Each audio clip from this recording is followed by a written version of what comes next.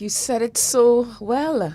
So we, the counter trafficking unit's mandates, and we are the government of the Republic of Trinidad and Tobago's response to the fight against human trafficking. And human trafficking can be defined. And just this week we were edified that it is not just modern day slavery, but modern day trade in slavery. Huh? Yes.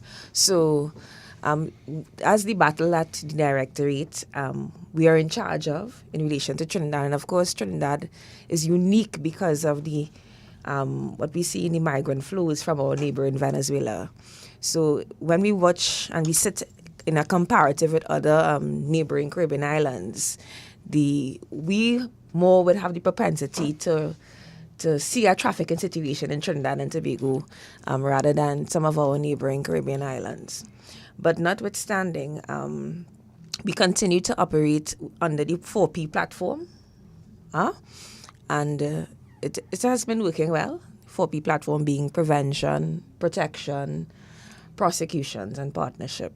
And we have so much to report to Trinidad and Tobago in relation to how we operate under the 4P platform, and it is working well for us. Mm-hmm. It's working well for us. Now, those of you, the voice you're listening to, Dame Marie Marshall, if you all remember, Ms. Marshall was responsible for, and her unit, of course, was responsible for having the first conviction. That young man, he tried to escape justice, but he was recaptured, and now he is in prison. And we cannot forget that. We tend to forget these things or these situations where what the contributions that people have made. And you just heard, they have very, very, very important roles to play for us in Trinidad and Tobago and their units. And trust me, they're working really hard at it. Director? Yes, certainly. And, this program, the Dependency program, it is one of the platforms that I'm really, really comfortable with in terms of assisting us in spreading the word of this issue that we're dealing with. We're talking about human trafficking. So, God, it's always a pleasure to be here to give the country a chance to understand what we face and our response to it. Yes. Definitely. Yeah. Yeah. So we're going to take a break, and when we return, remember that we always educating you on the act, the means, and the purpose of human trafficking. Now, I know some of you still don't understand it because you still ask the question, and we continue as much as possible to educate you on it so you will understand, if it's happening right under your nose, that you will understand and know how to respond to it, right? So, Shortman, let's go to a break, and when we return, we're going to listen to that one of their first rescues, I should say, among many. A young lady who left Venezuela came here as a minor, and in the nick of time, and I mean actually in the nick of time, she was rescued by the counter trafficking unit. So we're going to see and hear that when we return. And in studio, if you're just joining us, you're listening to Dependency, of course, and we have in studio with us the director of the counter trafficking unit, Sir Alan Miguel, and his deputy, Dame Marie Marshall. Not very often you get a director and deputy in the studio at the same time, and we appreciate them for that. Yeah. So stay right there. We'll be back. Yes, girl. Online here with this weirdo named Larry. I'm getting rid of him now. Yes, girl. Online here with this weirdo named Larry. I'm getting rid of him now.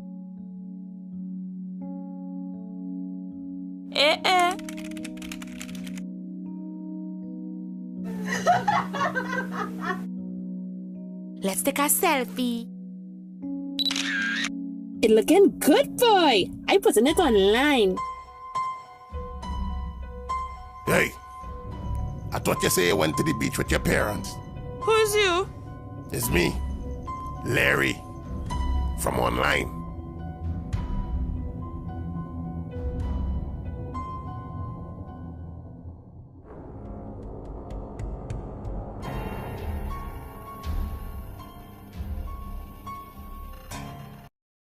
Do you want to support our work at Dependency? Here are 3 ways to do so. You can make a donation to the Eye on Dependency account at Republic Bank. You can follow the Eye on Dependency page on Facebook. You can subscribe to the Eye on Dependency channel on YouTube. Liking, commenting, and sharing the live on a Sunday also helps. Thanks in advance for your support.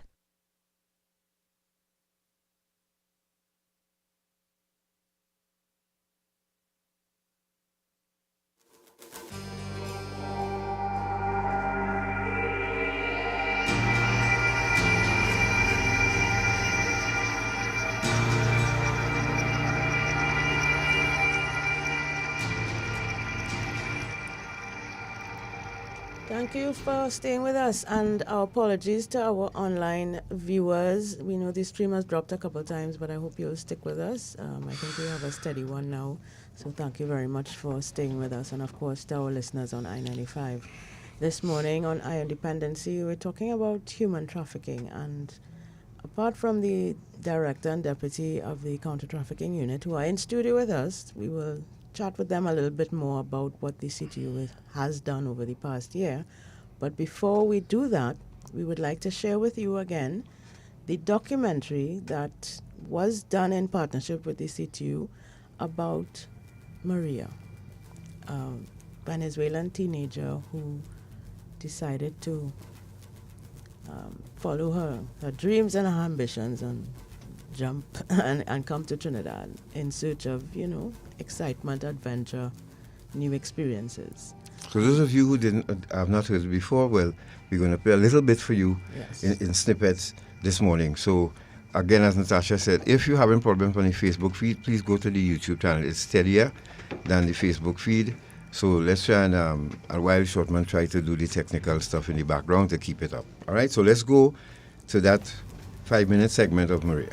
Right, this is the first part, and it is the act. The clips that we've pulled from this documentary focus on the act, the means, and the purpose. So we're going to start with the act, and this refers to the act of trafficking. So the act, the means, and purpose basically explains what human trafficking is. So this is Maria's story as it pertains to the act.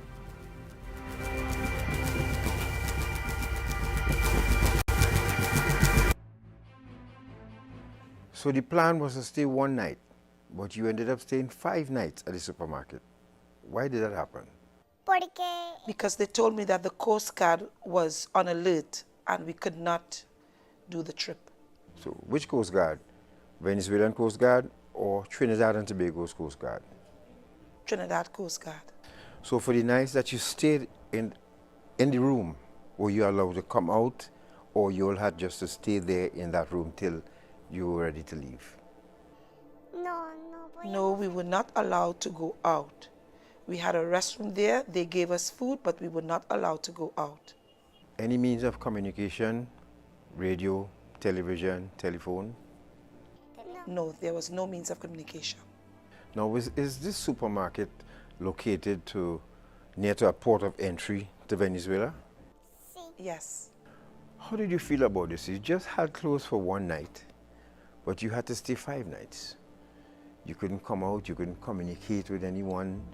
You all were just locked in this room. How did you feel about that?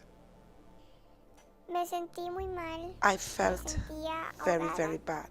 I felt as though I was drowning. I felt remorse. I was so sorry. I wanted to leave. I thought of my family, that they would be concerned. But most of all, I felt fear. Because when I commented that I wanted to leave, if there was any possibility that I could leave, they informed me that once I tried to get out of that room, harm would come to me. So, there and then, you realized that this was not the picture that your friend painted for you, correct? Yes. I realized then that it was not what she had said, because they told me that if I tried leaving, harm would come to me. In fact, they told me they would kill me because the person who would have paid for me and paid the taxi was actually not her, as she had previously said. So during your stay there, did anyone try to harm you, physically molest you, or anything of the sort? No, thank God no one tried to touch me or harm me. Now, when the boat arrived and it was time for you to leave, who actually came for you? Another taxi came to pick me up at the house, and they took us to a bus where other persons also would board to get on, to go. Now, these other persons, were they part of the cargo that come to Trinidad as well? Yes. Now, do you remember how many people you would have met there? I did not speak with no one. I always spoke to the girl who was with me, who came in the taxi with me when I left the city where I lived. And we were always together. Now, did you see anyone you recognized on that bus? No. Now, do you remember what time did the bus depart and how long was the journey to get to the vessel? We left at 5 a.m. in the bus, and it took about 35 minutes to arrive at where the boat was. So when you all got to the boat now, what were the instructions then? No instructions were given. They took the baggage, they told us to sit where we could find space. On the boat? Yes. Now, do you remember how many of you boarded that boat? I cannot clearly remember. It may have been 15 or more persons. Were you scared? Yes, I was very afraid. Now, did you at any point, before you boarded that boat, decided, look, you asked to go back home? Did you want to go back home? I could not do it. The persons who had paid for my fare, they were present. So when you saw that boat, did you realize that the dream that your friend sold you was not what you were about to experience? When I saw the boat, I was in total shock. Now, it seems as though I was living a nightmare. Because now, it was not my decision whether I go or I stay. I just knew now that I had to leave to Trinidad. It was either yes or yes. My friend told me, the person who was supposed to be my friend told me that the trip would be for 45 minutes. It did not happen that way. This trip was more than 5 hours. And we came up onto a problem in the boat, and we were there in the middle of the sea and could only then continue after 1 hour. And this is when I knew that it wasn't going to be as I thought. All right, there you go. So, Director, Deputy, how many times you all would have heard these stories?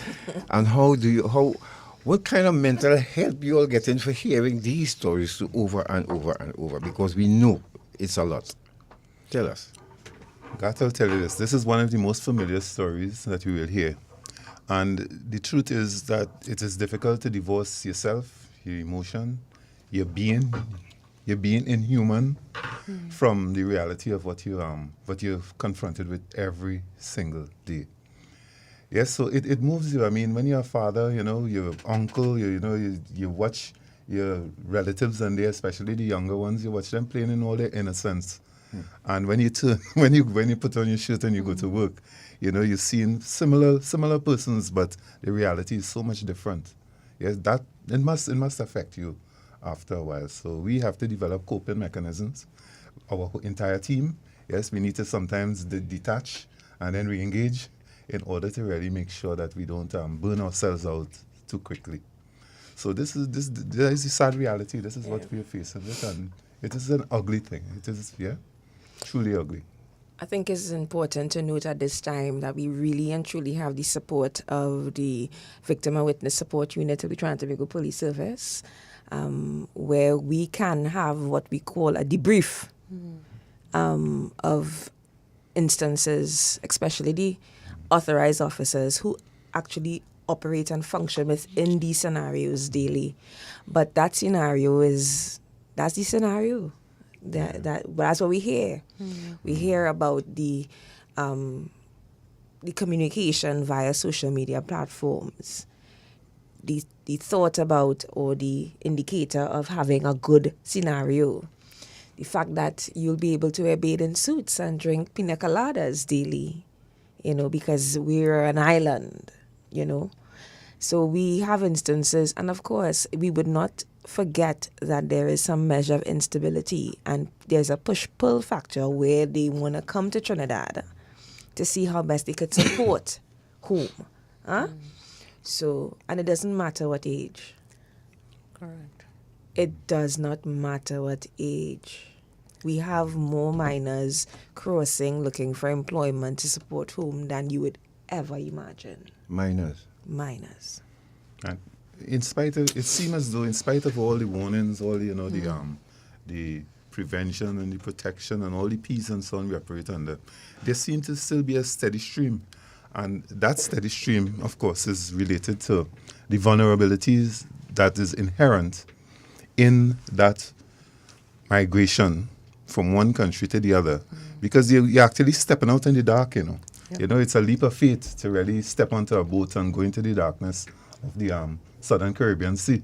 Yeah. And then you land in a place unknown, and then people, that whole utopia that they sold you before, it comes crashing down really, really hard.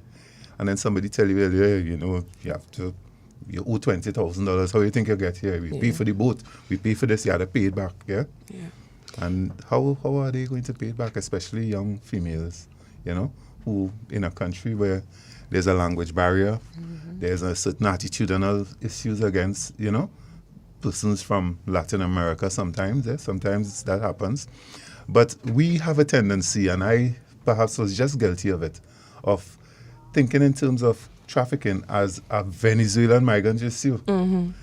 The point is, wherever there is vulnerability, whether it is among our local young people who wants to be on social media for likes, whether they want to be the in thing and so on, they create vulnerabilities in themselves. There are persons lurking, just waiting to get that opportunity, to grab you and put you in the dark hole of a vessel, and next thing you end up in some other part of the world. Yeah. That is not uncommon. That's the reality of what we face. So I just wanted to make sure that, we don't single out the Venezuelans and say, well, okay, that's the beginning and end of our problem. No, it's not. Yeah. And as Director said that, quite recently we had to sit as a team and work out something with one of Trinidadian national who was promised a job in a cruise ship. And even at the point where we were speaking with her, because what happened is that she went to her employees and said, got a new job, thank you so much, I'm resigning. And the employers were very, very suspicious of what she was indicating and communicated with the unit via our hotline. Okay. And we sent some officers up to have that little mediation with her. And what we found out is that she did an online interview. She didn't even have a visa. And she was looking to board a flight. She got a ticket. The ticket was just those generator tickets. Wow. So we want Trinidad and Tobago to know that we have to look at our young people here, because as Director rightfully say, where there's vulnerability, there's a possibility of a trafficking situation. In Trinidad, out Trinidad, within the limits of Trinidad, there is this possibility. Wow. So we're seeing it.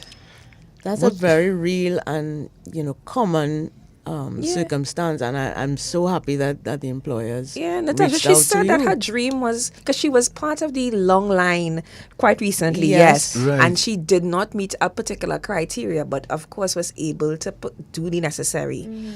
But started a relationship with a young man, and of course indicated to him that this is something that she wanted to do, and he used that. That vulnerability she showed. Yes. that want, that passion for employment in the cruise ship as a means to get her in a situation. And I tell you, I always applaud, I speak about it, I applaud those employers. And some people will say we nosy, but you see that employer cared. Absolutely. Totally cared about what was happening and was able. And I mean, we are telling her, the officer asked her, you don't have a visa, how you was traveling to Miami to meet the boat? No, they was arranging that. Wow. It speaks to gullibility to, at the same time, anxiety to get something to do with your life. And and expecting that this person who was offered to help you is your savior. Definitely genuine. Yeah. That's the deception there. Yes. So we go back to the act, the means and the purpose. Yeah, that's the deception. Yep. I am just now. If you're just I joining don't know us, why let's do this together. no, listen. You see, while we speaking here, right? While we all speaking, I am imagining these scenarios in my mind, right? And someone comes to you for help, and you decide, this is my opportunity to make some money off of this person. Correct. And sell a whole human being. Yes. That's right.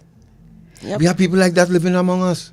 And let's just not forget, very first conviction, the victim in this matter was a Trinidad and Tobago national who was trafficked within the limits of Trinidad and Tobago. So we must not forget that. We must, and director is always strong to inform that it's not a Venezuelan issue. And he's correct. And we have seen it, right? So, and we are seeing patterns, we are seeing trends where our young people, director is not just saying, the people who are looking for likes. He knows what we know what we are aware of what is happening. Yeah, the scenarios that are being brought to the fold in the counter-trafficking unit. Yeah, and as I say that, let me just say good morning to my authorized officers. I know you are listening and we love you. Morning to you morning, all. guys. Yeah. Morning. Director. Recently, we went to Tobago as part of the 16 days of activism. Yes, and that trip was a really, really important one because what we are seeing, we are told you that we have data sets, and our data sets points us as to where the problem areas lie, and we felt that it was necessary at this point to mount a Tobago operation in terms of sensitization of the public over there. And I was so moved that the cross-section of persons that we had the opportunity to engage with, like the Taxi Drivers Association, Hotel Association, Customs, Fisher Folk, all of these people in there. Because in order to combat these networks and they were conducting trafficking in persons, you need all hands on deck. You need everybody to watch every situation with a certain degree of skepticism where you think that a person might be vulnerable.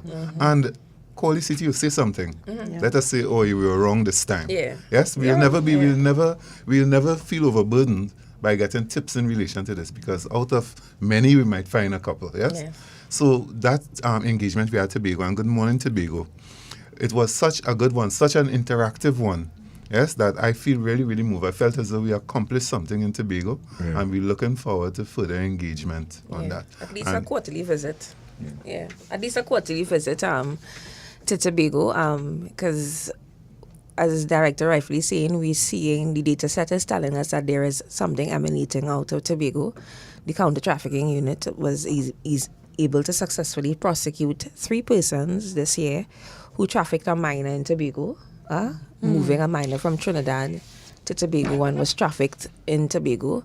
I like to use director's terminology where Tobago is ripe because there's a bed stock. Yes. And there is a ripe opportunity to facilitate situations. And we tend not to want to use the word sex tourism, but it is there in our statute. If you look, you'll see it right there defined in our statute. So, and it is, as we say, it's out of the protocol. We have ratified it into domestic laws. So we have to consider these scenarios might just happen in Trinidad and Tobago. And Tobago is our tourist island. So sex tourism is something that we need to have discussions about.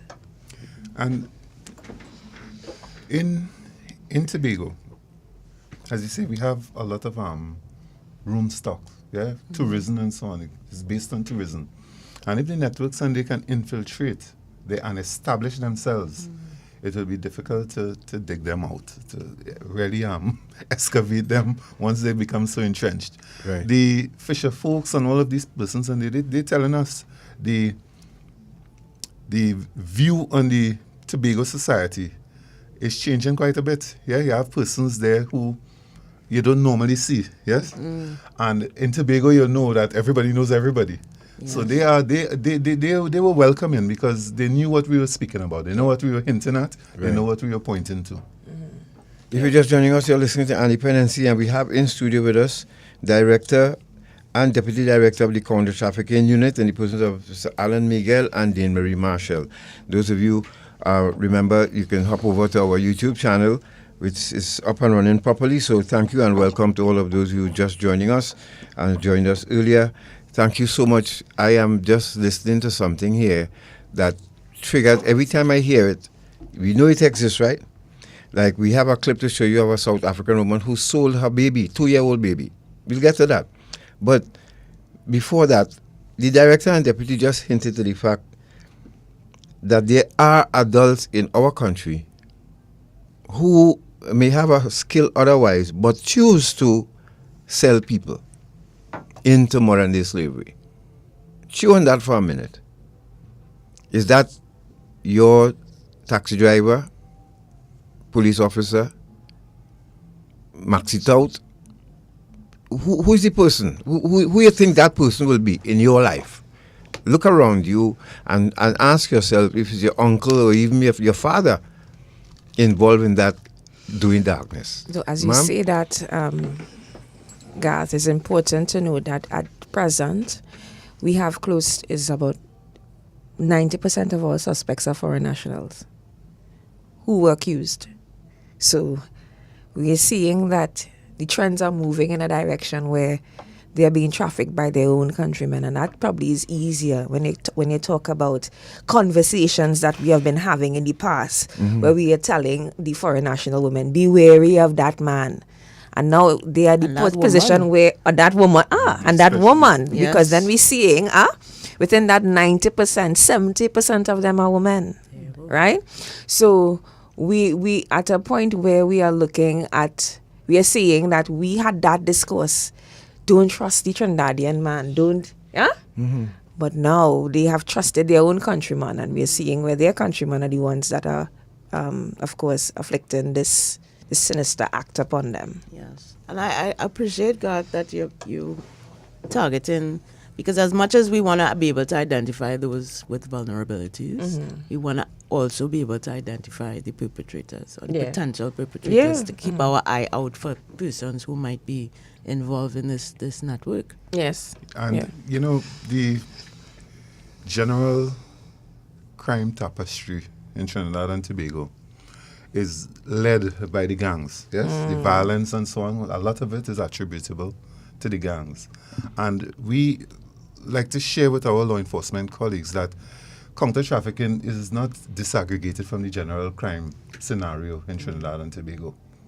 In fact, we can see counter-trafficking or trafficking in persons as an economy of the gangs. So whereas some of the gangs might be specialized in cocaine and marijuana and so on, there are some of those who are specialized in trafficking in human beings. Yeah? So it is all part of the law enforcement and the crime tapestry in Trinidad and Tobago, and we ought not for 1 second to say, well, CTU is different from, let's say, the gang unit. Yes, because we must work together in order to make the changes, because you can't separate it, you can't disaggregate trafficking in persons from the general crime that's taking place in Trinidad and Tobago. That's key, because as you mentioned, you know, CTU's work, the work of the anti-gang unit, the fraud squad, the OCNFB, all of these are elements of that crime network that you mentioned, you know. Yeah. And you're so right. The Financial Action Task Force. I mean, we work closely with them because we see if it is that we really ought to, if there's any chance of us doing damage to those gangs, we have to go after their Their money. savings, go after their finances. So we can't go it alone. This is why, we have such close relationship. And in fact, we have an MOU with the Financial Action Task Force, and then CFATIF will be coming on board to do some work, countrywide work. So we are looking forward to that. So it's all part of it's one fight, yes? Yeah. And one of the governing ethos of the counter-trafficking unit is to dismantle those silos that we operate in. That characterize our response to crime. So we are going and we are actually meeting with the leaders of other units and saying, well, look, how can we help each other? How can we share? What sort of this person who I'm looking at, are you looking at that person likewise? What is known, what is unknown? How can we, have a clear picture of what we're facing with? So our response will be a very, really good thought out response and very effective in the end. Folks, let's go to a break out, and when we return, we go to another clip. Those of you remember on YouTube, remember please to like and subscribe to the channel while you're there, and thank you very much. If the feed drops from Facebook, just hop over to YouTube, and those of you on radio, we thank you very much too for joining us. We are having a very important discussion this morning. Again, Christmas is around the corner, and just as the director indicated, there are people who push drugs and there are people who push people. It's kind of weird, and picture your lovely 12, 13-year-old son or daughter. Somebody have the eyes on them so that they can sell them to someone else who can engage in all sorts of nefarious acts with them. Think about that while we go for this break, and we'll be back. Stay right there.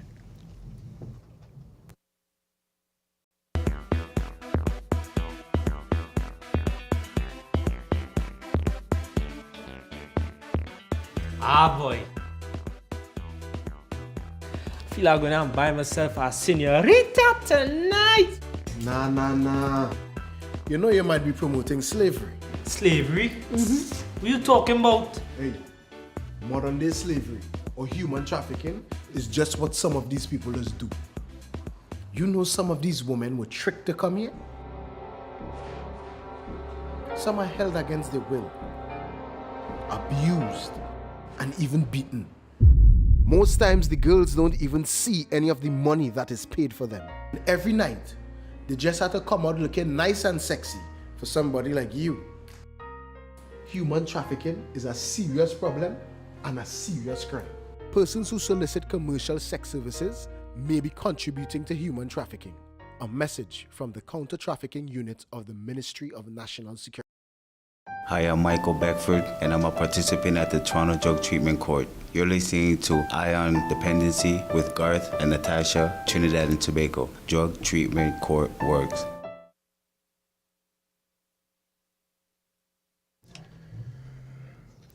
Thank you for staying with us. This is Ion Dependency. We are talking about human trafficking, and we are also in the midst of 16 days of activism against gender-based violence, and we will get to that subject and how the CTU's work ties in with that after we share the second part of Maria's story. This is the means.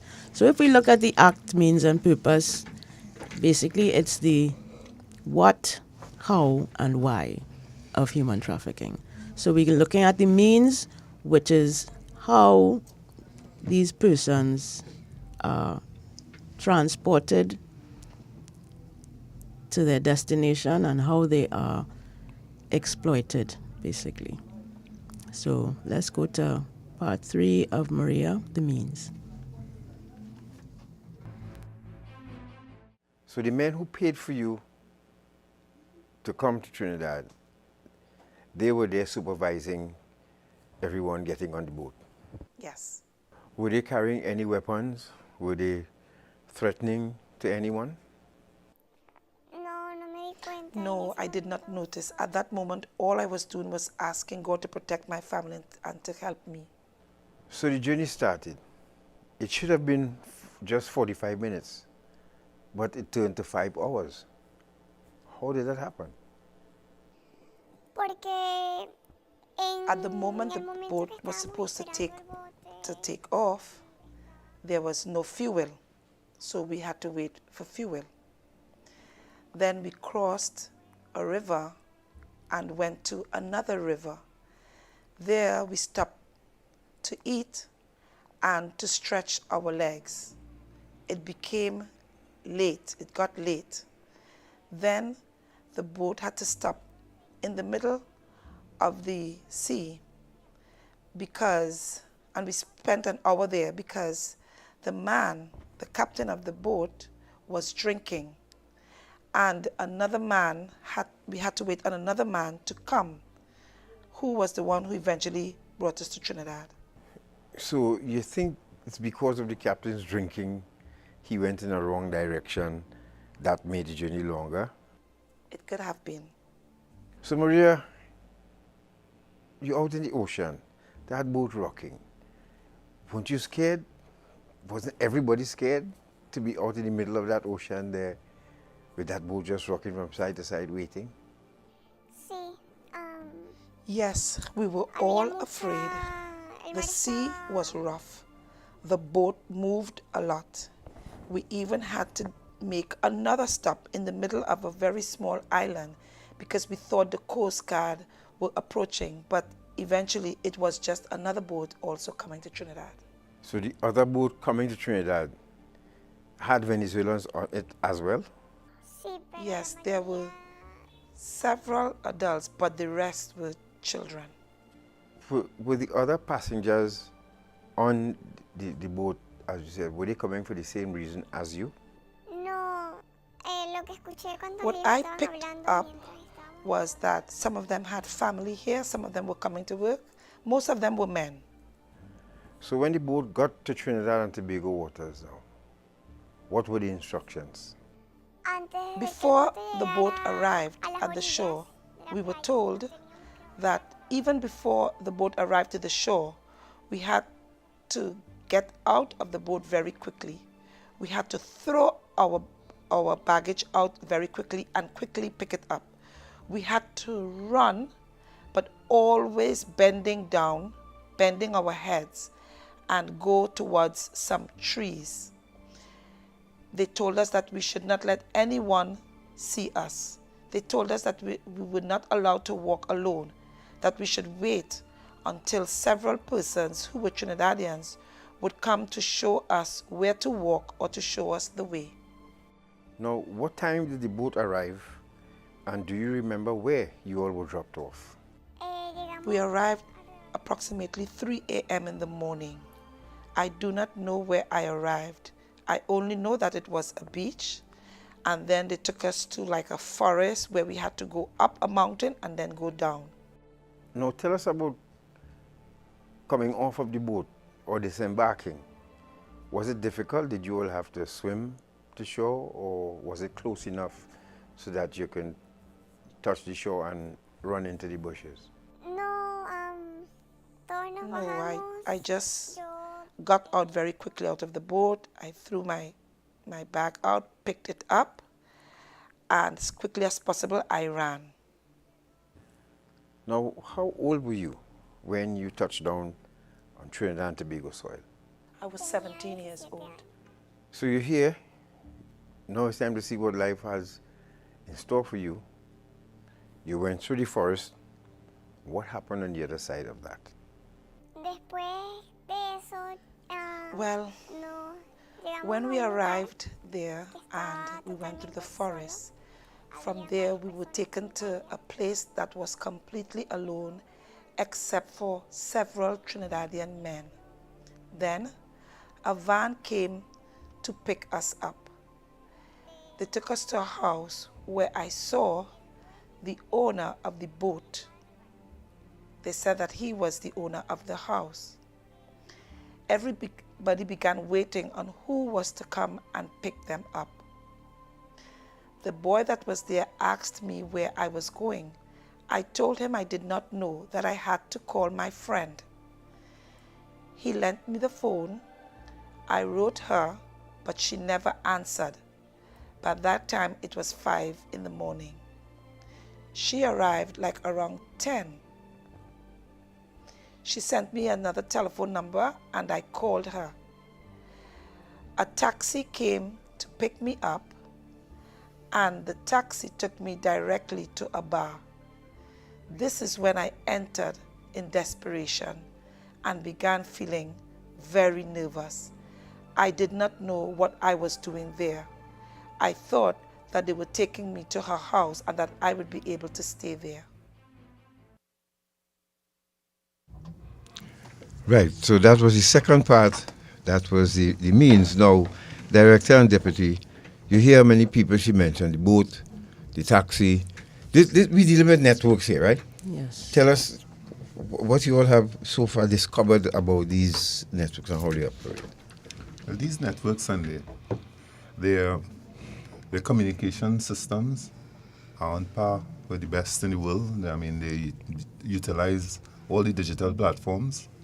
You can tell because of the logistics of moving victims to different places that they are well organized, they're well structured.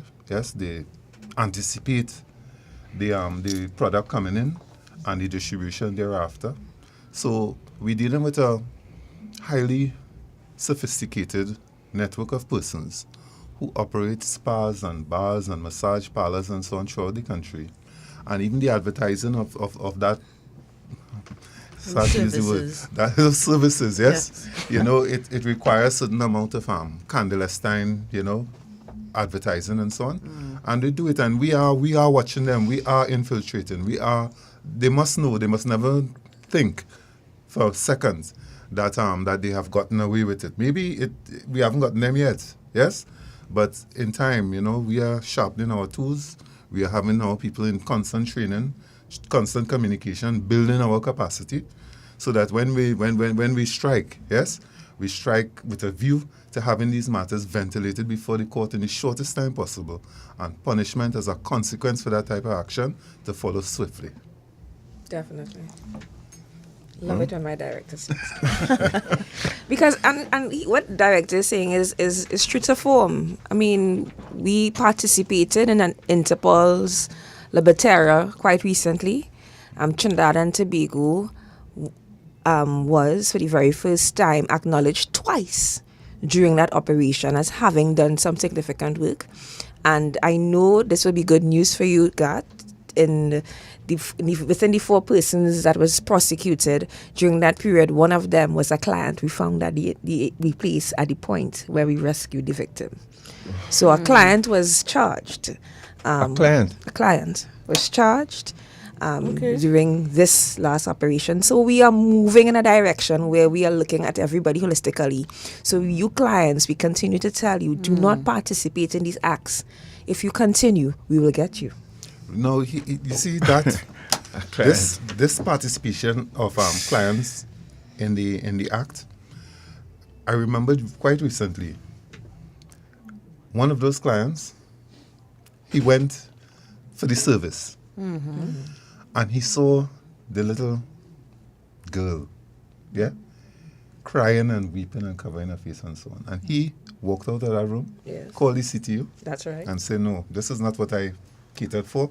This is what is happening here." And the CTU was, in quick response, we went and we make sure we engaged. Yes, but that man, that person, that John, as they say, yes, he exhibited some degree of conscience. Yes, that's right. Because what he saw in front of him there wasn't, the normal adult consensual relationship. What he saw there was an abuse, of a trafficked person, and he was paying for that service. Yeah. Are you serious? It's dead serious. So we good on that end, and we even better on the end when you're in the site, call us, and we find you. No. So that's admirable of him, and I understand that feeling. You're walking to a room and you see somebody crying and begging you. Yeah. How could you, in all conscience, proceed to do what you went in that room to do, even though you paid for it? And we have seen instances where girls say that the person would not continue, but they will go and tell the trafficker, and then they will be beaten. So it's so many divides. So it's really a chance what a girl will take to really tell a client what is happening. This particular client, as directors rightfully indicate, and he decided to not say anything, but to contact the CTU. But he is the exception. He's not the Yeah. rule. Yes. You have to understand. Yes. He is the exception. Yeah. Right. You know? And I can imagine what it would be like if he, if it was someone else. You know? Right. If someone But else I who think would normally... that's a good sign too, that the awareness and the information that is out there is reaching the right people as well. No, but I mean, yeah, but still, do men understand that when you are John, that you're contributing to human trafficking, despite all the advertisements and all the awareness and outreach, men still doing this? How should we start But that leads a Facebook page with putting up the faces of men who get caught in these places? that leads us to the conversation about this 16 days of activism against gender-based violence. Can we talk a little bit about how the CTU sees itself as part of this awareness and activism against gender-based violence, which is human trafficking? Before you respond, those of you who have questions, please post them so that we can ask if you have any questions, and we'll take your calls in the next hour. But, yeah, ma'am, go ahead. So director spoke to Trinidad and Tobago earlier, and he indicated that the protocol spoke about the suppression of crimes against women and children. So if we operate within that backdrop and that foundation, we see where even quite recently the UNODC did some surveys, and they recognized that women and children continue to still be the highest rate of persons trafficked. And not just women and children, but women and girls. Yes. So they continue to occupy the larger subsect of persons that are trafficked within the world. So we are at the counter trafficking unit, we are recognizing this, and we are going to be doing what is necessary for the 16 days of activism. I mentioned quite recently we operate within the 4P platform, and with that we have working groups under our national task force, which is legislated. So we have the prevention team, we have the prosecution team, and we have the protection team. I'm happy to say that both the prevention and the protection team came to the directorate and said we have these projects that we want to get done. So God spoke about being in Cedros yesterday, but God didn't tell Trinidad and Tobago it's because of him. I had to be in Cedros yesterday, right? So because God works with our prevention team. And director rightfully indicated we went to Tobago. So we said day one must be in Tobago. We want to be able to recognize Tobago in that significant way. And we had an engagement at Mount Irving Bay Resort, and we brought together all stakeholders in Tobago to have that conversation.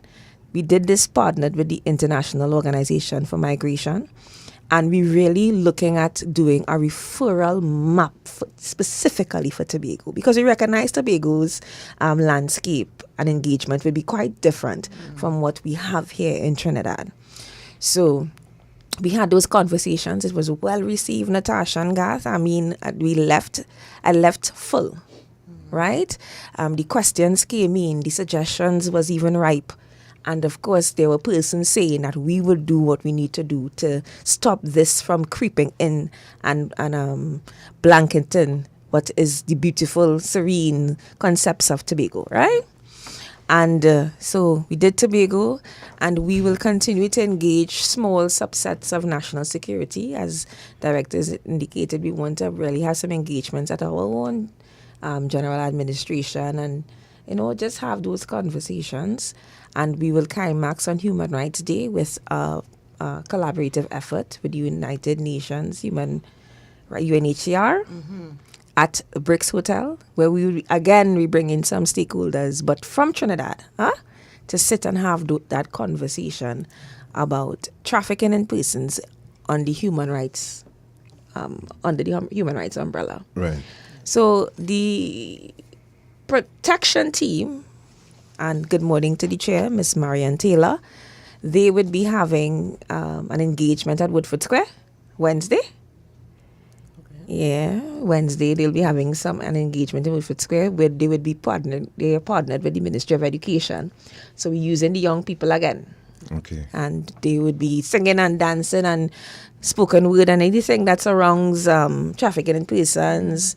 That will be the engagement on Wednesday at Woodford Square. So we expect a nice subsector of our young people to come out in Woodford Square. But it is being led by the Protection Working Group, so, and the CTU is there to support. But I wanted to focus, go back to CEDRUS and the prevention team with, Terry Ince as lead, we have Rabia, Maria, Sharon, and Michelle. All public servants we make up part of that prevention team. And was a lot of coordinating. Since July, the planning started, and we went down CEDRUS Government Secondary or CEDRUS Secondary School to do this. Now, the last time we heard about CEDRUS Secondary, it was something negative.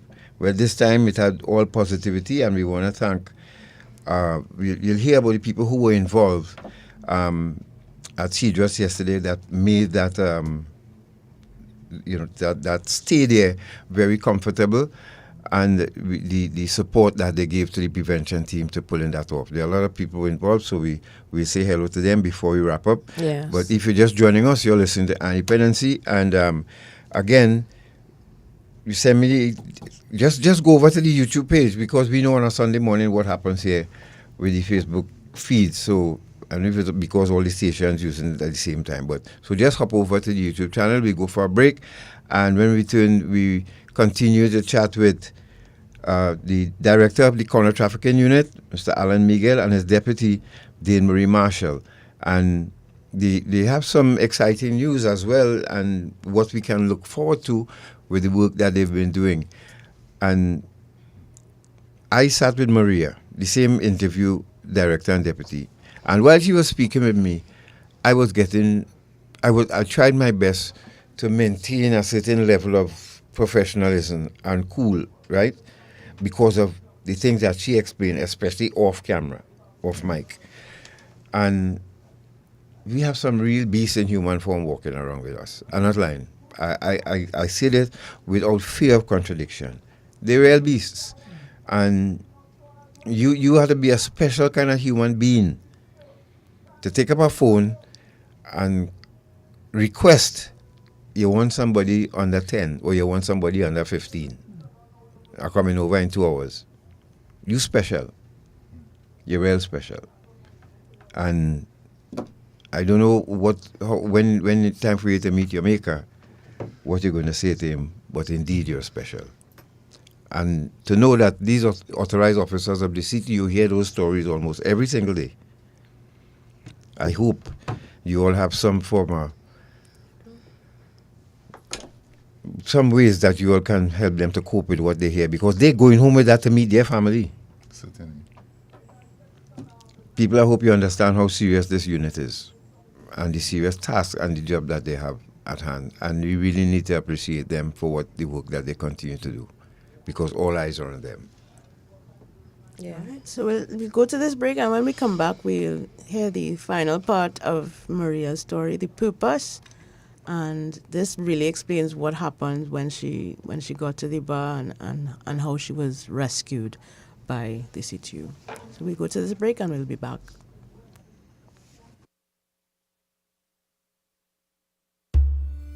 Slavery, a terrible time in our history.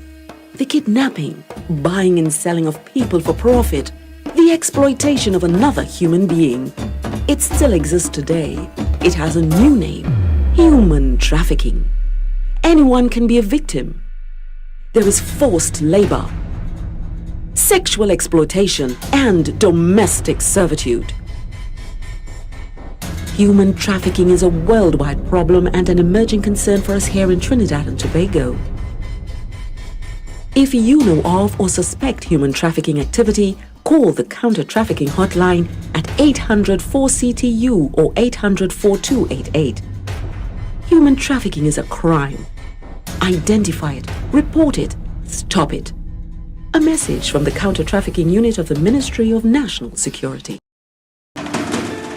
Hi, my name is Professor Cram McKenzie from the Centre of Addiction and Mental Health in Toronto, Canada, and you're listening to Ion Dependency with Garth and Natasha, Trinidad and Tobago.